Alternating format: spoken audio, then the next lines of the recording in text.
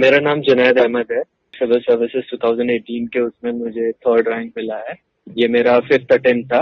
Last year मेरा 4th attempt में मुझे इंडियन रेवेन्यू सर्विस मिली थी। मेरी 352 रैंक आई थी उस टाइम पे, और मेरा ऑप्शनल ज्योग्राफी था 4-5 अटेम्प्ट में। प्रिपरेशन मैंने 2018 से स्टार्ट करी थी, और बेसिक आप जो प्रिपरेशन जो स्ट्रैटेजी रहती है वो आपकी एनसीईआरटी से ही स्टार्ट होती है, क्योंकि जो बेसिक चीजें होती हैं हिस्ट्री ज्योग्राफी की वो एनसीईआरटी कवर अप करती है। तो स्टार्टिंग में मेरा फोकस वही था, एनसीईआरटी कवर अप करना।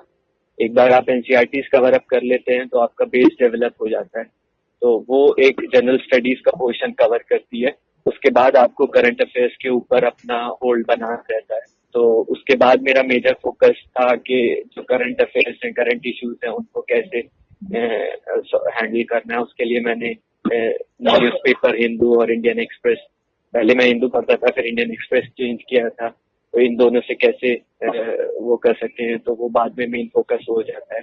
बाकी ज्योग्राफी के लिए मैंने ऑप्शनल के लिए जो बेसिक बुक्स होती हैं, सविंदर सिंह की थी, माजिद हुसैन की थी, वो सब पढ़ी थी। उन्होंने काफी हेल्प किया था।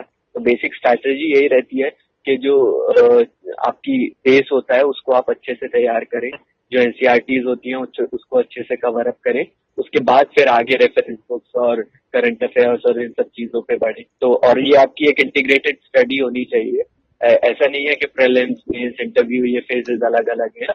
ये सब एक इंटीग्रेटेड वे में आप पढ़े।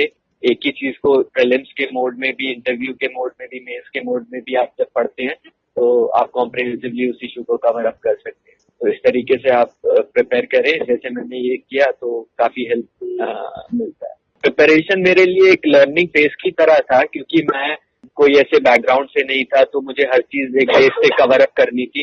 तो स्टार्टिंग में मैं प्रीलिम्स क्लियर किया था, लेकिन मेंस फेल हुआ था। तो उसके बाद फिर मैंने आंसर राइटिंग पे फोकस किया था, क्योंकि मेंस में आंसर राइटिंग बहुत इंपॉर्टेंट होता है। तो नेक्स्ट अटेम्प्ट में फिर मेंस क्लियर किया था, लेकिन उतने अच्छे नंबर से नहीं कर पाया था।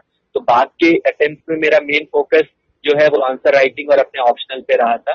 तो इस तरीके से जो चीजें पिछले अटेम्प्ट में मेरी वो थी उसको मैंने कवर अप किया था। उनके लिए मेरा एक ही वो है कि एस्पिरेंट्स हैं या जो एस्पिरेंट नहीं भी हैं, हमेशा उनको एक एम हमेशा लाइफ में रखना चाहिए, गोल रखना चाहिए। बिना उसके ना लाइफ डायरेक्शनलेस हो जाती है। जब तक एम आपकी लाइफ में नहीं है तब तक आप किसी डायरेक्शन में नहीं चलती है। दूसरा चीज, कोई भी चीज आप करते हो, यूपीएससी की प्रिपरेशन भी है, फेलियर जो होते हैं वो हमेशा उस चीज का एक पार्ट होते हैं। आप उस फेलियर से कभी घबराओ मत, उनको ऐसा मत सोचो कि ये एंड ऑफ लाइफ है। हमेशा उनको एक स्टेपिंग स्टोन की तरह देखोगे तो हमेशा सक्सेसफुल रहोगे। और एंड में जो भी आपका एम है, गोल है, उसका हमेशा जो एंड वो होना चाहिए, वो आई थिंक के सर्विस टू ह्यूमैनिटी रहना चाहिए, कि आप किस तरीके से सोसाइटी को गिव बैक कर सकते हो। अगर वो गोल आप रखते हो तो आप खुश भी रहते हो और आप लाइफ में सेटिस्फाइड भी रहते हो। ये 3 चीजें हैं जो मैं सब लोगों को बोलना चाहता हूँ। मैं समझता हूँ कि इंडिया की जो स्ट्रेंथ है वो यूथ है, और मेरा मैसेज में भी उनको थोड़ी सी मोटिवेशन दे, होप दे। और आई थिंक कि आने वाले टाइम में ये मैसेज उनको यूपीएससी की स्टडीज में और बाकी उसमें भी हेल्प करेगा, और उनको लाइफ में आगे बढ़ने में मदद। Keep watching daily knowledge check for further information and update.